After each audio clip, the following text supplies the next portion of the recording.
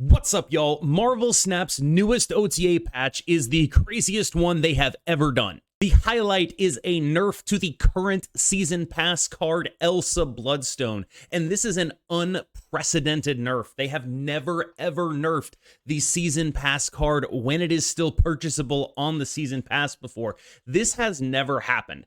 People like to talk about how they would never do something like this because the card is on the season pass, but it has happened.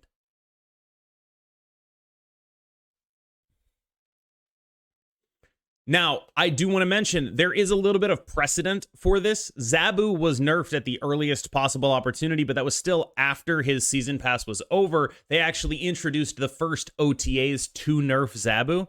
So it's not like there's this long history of them not nerfing season pass cards when they're obviously broken. And I think this change to Elsa does actually bear that out, that maybe we should give them a little bit of rope on this because they did nerf her at basically the earliest possible opportunity once it became clear she was a little bit too strong. And of course, by a little bit too strong, I mean game-warpingly so. Easily the best card in Marvel Snap, Elsa Bloodstone, now is going to be quite a bit worse. Now, generally, the way people talk about her is, oh, she's a 211, she's a 214, because she used to give 3 power to whatever card you played to fill up a lane. Now she's something more like, oh, she's a 2-8, she's a 2-10. And that still seems very good to me. Honestly, I do think she'll still be a very important card in the metagame. She seems like she'll still be very strong, but she won't be the only viable method of putting points on the board. And I think that's actually important. What makes her strong still, in my opinion, is just how well she goes with the variety of cards that are already quite good. Cards like Jeff, cards like Kitty Pryde, that's sort of where she fits. And of course, she fits with Angela, but spoiler alert, we're going to talk about that one later too. And there are a lot of overlaps between the things that make Elsa good and the things that make general mid-range strategies good. So I don't expect her to go away, but I do think this is a much needed tone down from where she was, which I think was just fundamentally unreasonable. Speaking of fundamentally unreasonable and season pass cards, Loki also getting a nerf, going to 4 cost, and I think this is a pretty elegant decision. It makes him a much less profitable curve play. You have to be a lot more devoted to actually playing him in order to make this work. As a 3/5, I do think that he was just so clearly far above curve and also had a beneficial effect that it was just like, okay, there's no reason not to play him. If you're going to be a mid-range deck, you might as well be the one that wins the mid-range games for free with Loki. So this change makes him a little more interesting because honestly, there are plenty of situations where I kind of just want to play only him on turn 4 or only him on turn 5 anyway. I don't know how much worse this makes him, but it does make him go from, say, a Polaris stat line to an Omega Red stat line. Like, it's almost more of a change than actually reducing his power, because putting him to 4/5 is like the equivalent of putting him to like 3/3, I would almost say. So this is one of the more impactful changes they could have made. It makes him less of a free standalone above rate card, and I'm very happy they finally got around to changing this. I do think that Loki has been a huge issue in the metagame in terms of limiting mid-range strategies from existing. When you think about decks like Move mid-range, like with Silk and all of that, the reason that deck is not exactly able to be a relevant metagame deck is almost entirely because Loki exists, has a similar points output, and Loki, the card, wins the matchup against the other mid-range decks because it just puts too many points on the board by giving you their cards for cheaper.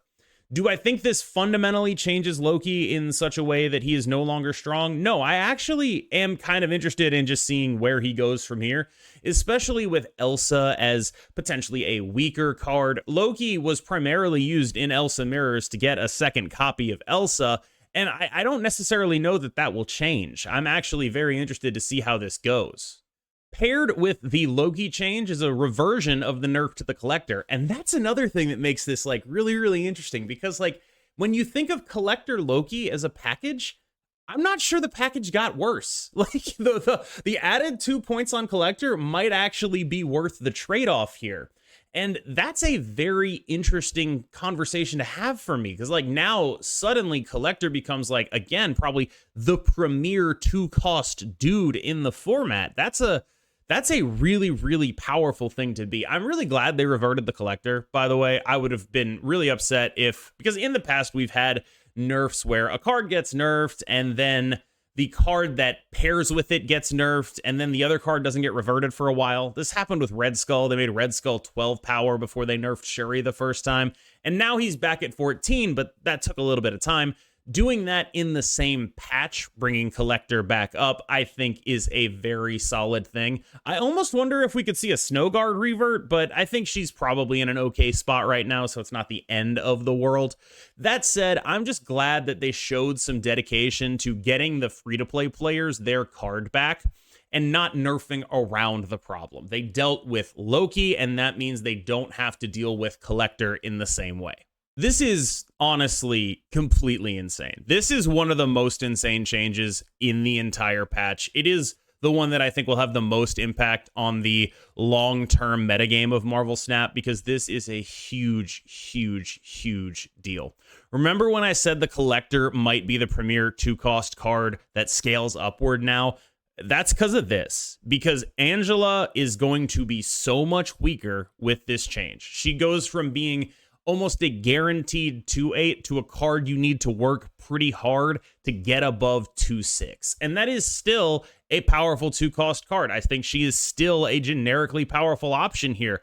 But man, that is a big, big downgrade. However, there is something to be said for making it harder for you to mess up your own Angela, which is to say, she's almost never going to hit Shang-Chi range with this, and that's exactly what you want from her. You want Angela to get to about 8, and now you don't even really have to worry about that. You can just always dump your stuff on the Angela lane, and she's probably not going to hit Shang-Chi range.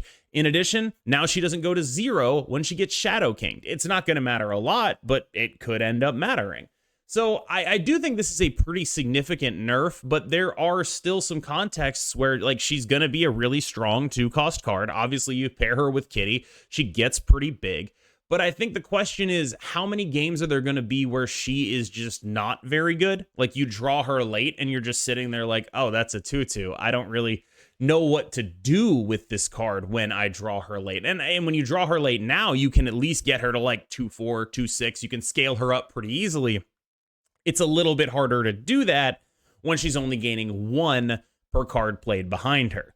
So overall, I think this is the change that's gonna affect probably the most people, because I think, everyone has Angela, not everyone has Loki, not everyone has Elsa. And while Elsa is a much more metagame defining card, the package that Elsa fits into is an Angela package. Angela pairs with Elsa, and that is an extremely heavy component of her power, right? Because all the stuff that's good with Angela is the same stuff that's good with Elsa. It's all the stuff that can move out of a lane or come out of a lane somehow or be replayed into a lane. All the stuff that's good with those cards is the same deck. And so they sort of hit that whole package. They hit Angela, they hit Elsa. It's kind of an entirely different look to mid-range decks, and I'm really interested to see what could come of it, because these 4 changes, Loki, Angela, the Collector, and Elsa Bloodstone, I mean, I think they hit basically every deck I've played in the last month, with the possible exception of like Phoenix Force, right? Like basically every deck on the channel for the last month except Phoenix Force and Shuri has just gotten hit by this. That's pretty nuts. Surprise, they hit Shuri too. Sauron getting a little bit of a nerf. They do mention in the notes that Sauron is consistently one of the highest win rate cards in the game. I wanted to talk about that, and because it's a good opportunity to talk about how stats are liars sometimes. Sauron is one of the highest win rate cards in the game because he is only played in one archetype. He is only being played in a Shuri Sauron deck. People don't play Sauron outside of that deck. It only happens there, right? Now, people play other cards in all sorts of terrible stuff, right? There's a ton of decks that just play Angela. There's a ton of decks that just play Jeff. Tons and tons and tons and tons of bad decks are going to be playing that. Everyone who plays Sauron does it in Shuri Red Skull. And so it is a card that is almost a proxy for an archetype, where its stats tend to look almost exactly like the stats of Shuri Red Skull. Whereas other cards that might actually be better cards end up looking a little bit more muddled because they are more generally applicable. So Sauron is this very unique and fun case where his individual card stats are usually phenomenal because he's only used in one strategy, and that strategy is, it's not the best strategy, but it's very, very good, and he doesn't have any very, very bad decks dragging him down. He's just only played in one very, very good deck, and that is something that is an interesting note to me as like kind of a stats nerd. As far as the nerf, I don't really see it as it's another like, it's almost exactly like when they nerfed Shuri 1 power. It's like, yeah, it'll matter kind of, but like it's not germane to the main game plan here. Especially because Shuri goes in the lane that your opponents are going to try to flip. Sauron he's just there. So I do think that this is a pretty minimal change. I would still play the same Shuri deck, right? Like I'm still about that life. I'm still playing Shuri, and it's still gonna be fine, right? Like that's what I'm doing. Sauron is there mostly to turn off Red Skull and let me play an Ebony Maw on turn 6, and he's still gonna let me do that. So I'm still gonna play him in those decks, and I don't really think this will change his stats, the decks he's played in, anything like that. It's a very inconsequential nerf, which is a very interesting thing about the Shuri deck, because the Shuri deck is actually kind of hard to nerf specifically because it's so clearly just like the only thing that matters is Shuri Red Skull Taskmaster, and the other stuff is just like it's kind of there. Like the only thing that matters is just how many points they can put out, and unless you're affecting that, you're not really affecting a lot of what their main game plan is. When they released the new Uatu the Watcher, they said they wanted to make sure that the effect wasn't too strong before making him a 1/2 or buffing his power again. They released him as a 1/1. He immediately skyrocketed to second worst card in the game per Snap.fan data. So yeah, I think it was pretty safe to say that as a 1/1, he was not a card you should put in your deck. As a 1/2, I still think he's probably not a card that you should put in your deck, but hey, go nuts. If you can find a way to use this guy, there are certain decks that care a lot about specific locations, and now he is no longer as much of a drain on your resources as he was at 1/1. However, I will say it is likely not worth the cost of putting a generic 1/2 into your deck to get what he gives you, sort of similar to Howard the Duck, where this is a fine thing to have if you were getting it for free, but the opportunity cost is that you have to put the card in your deck, and that's just not really what wins games in Marvel Snap. A 1/2 that does nothing else is not something that is going to win you a lot of Marvel Snap games. The last time I can think of a generic 1/2 seeing play is Misty Knight in High Evo, and that of course makes her not a generic 1/2.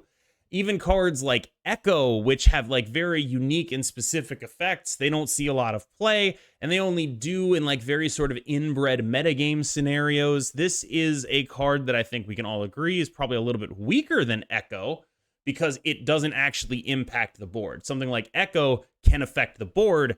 This does not do that. And the value of information is high in Marvel Snap, but the cost you're paying to get that information matters too.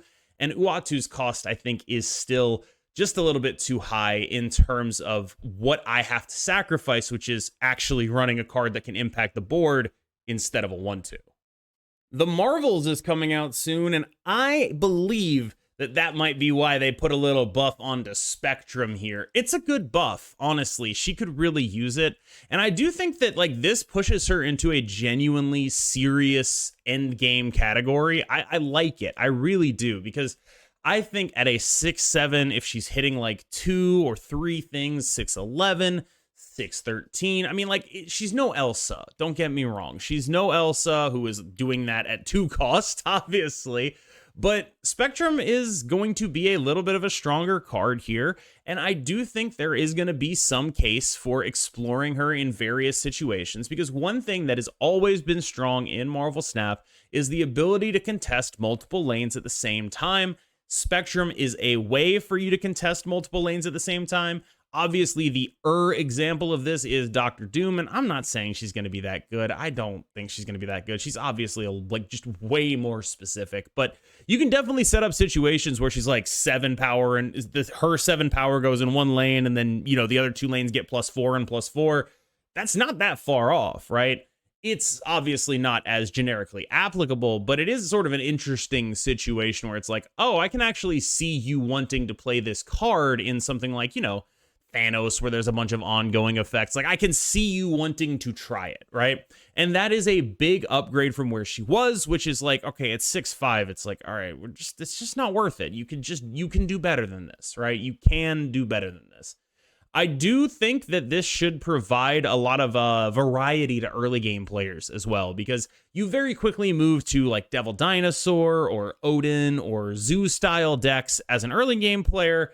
And I think that Spectrum should allow you to do a little bit more. In fact, she might even end up in a sort of curve out Zoo style deck where your dream is to just go like play 1, 2, 3 for the first few turns of the game, go like Khazar into Blue Marvel into Spectrum and just put a bunch of points on the board. That is an interesting direction to take her as well. I will say that Zoo has basically never been better since the release of Elsa Bloodstone, but that's really more a testament to Elsa Bloodstone than it is to anything else.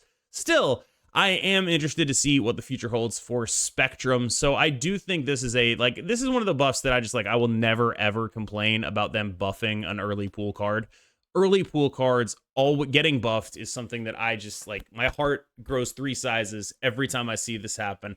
So congratulations, new players. You actually have a slightly better card now. I'm very happy for you. And finally, Hellcow getting a buff going from 4/6 to 4/8. I think this is another long overdue one. For those who are unaware, in the beta, she was a 2/6 with the exact same effect that she has right now.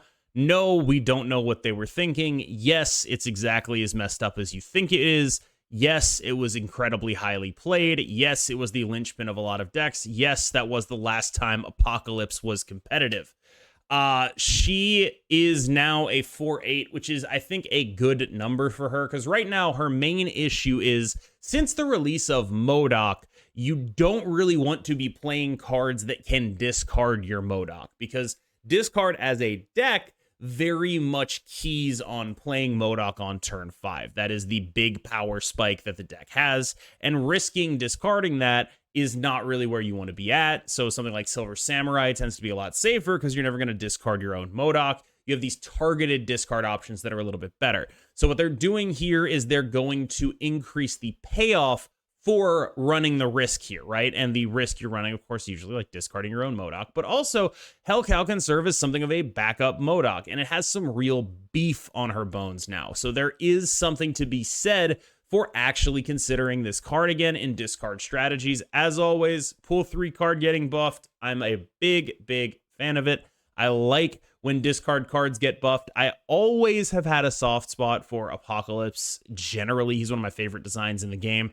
And the more Apocalypse I can see in the meta, the happier I'm going to be. Hellcow at 4/8, I'm with it. I'm interested to see if this could arrive at some sort of like Zabu discard strategy. Probably there's too much Mobius. Swarm already gets screwed by him. You don't want to lean into that.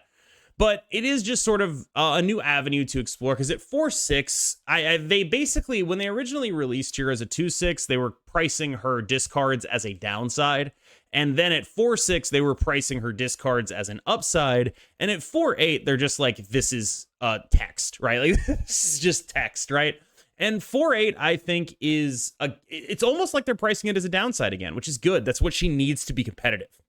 One of the ways to make cards with downsides competitive is to build to minimize their downside. Discard does that, and I think that this is a good addition to the deck. That said, I think the first 4 changes are going to be much more impactful than the last 4 changes in this OTA. So overall, this is probably the biggest OTA I have ever seen. I have never seen an OTA with this many changes or with this many changes that are highly impactful to the metagame. The changes to Loki, to Elsa, to Collector, and to Angela are some of the biggest changes Marvel Snap has seen probably in months. I cannot think of a patch that impacted the game on this level. That is basically the entire high-level metagame being torn up and thrown out, and we'll have to see what survives and what rises up to take its place. That said, I do think if you want a solid starting point, I would start with the Thanos list that I posted with Nico Minoru recently. It is notably unaffected by most of this stuff outside of Elsa. I see no reason not to continue running Elsa in it. Why wouldn't you? She's still like a 2.6, 2.8, 2.10. Sure, gonna run it. And I think that Thanos is a great fit for Nico Minoru and basically wasn't impacted by the rest of this. It was already a very good deck. I think that would be my starting point for this metagame. I would also still try Loki stuff, honestly. I kind of want to know. But I think the biggest question mark to me is how good is Angela? Because there are arguments both for and against here. And the arguments for are like, look, you can probably get her to be like 2.7, 2.8, and that's just still really good, right? And the arguments against are, yeah, but you're putting a lot more work into that than you used to, and it might not be worth the effort. And of course, by the same token, now Collector is back, and if Collector is back, maybe we should just be a Loki deck again, because Collector getting huge is, that's pretty sick too. Very interesting dynamics going on here, because Angela is much more likely to dodge Shang-Chi. Collector after Loki is never dodging a Shang-Chi. I'm very interested to see what comes up. I wouldn't actually be shocked if it was still like an Angela, Loki, Elsa Collector deck. I wouldn't be shocked if that's what ended up being good again. But I do think it's a very easy starting point would be Thanos. And I think that if you're watching this, you've watched this whole way through, you want to know what you should play on day one, I would start with the Thanos list. I would also be interested in trying things like Phoenix Force. Again, one of the few decks I've actually played that was unnerfed, or just basic destroy, same sort of concept, didn't get nerfed at all. A lot of its competitors did, and Nico Minoru is quite strong in the deck. There's definitely stuff to explore there. I think there are basically the types of decks I would be looking at were decks that weren't super reliant on Elsa, or decks that were alternate methods of putting points on the board that didn't use Elsa. So generally things like, like maybe Darkhawk or whatever. But if you were an Elsa deck, I think you're probably taking a hit from this. I would probably still try to be an Elsa deck if you were really good at being an Elsa deck, but now you don't need to be jamming Elsa into everything probably. I look at her and I still think that's a really good card, but I don't look at her and I no longer look at her and think that's the best card in the game. Oh my God. Oh my God. Oh my God. Oh my God. So, I mean, she still could be, honestly. she still could be, but I don't think that she will be. So I would start with Thanos. I hope you enjoyed the video. As always, I've been Cam Best. Remember to like and subscribe. Both of those things really help me out. We just crossed 15K subscribers on YouTube, which is insane. So thank you so much for that. I have been Cam Best. You be good, and I will see you in the next one.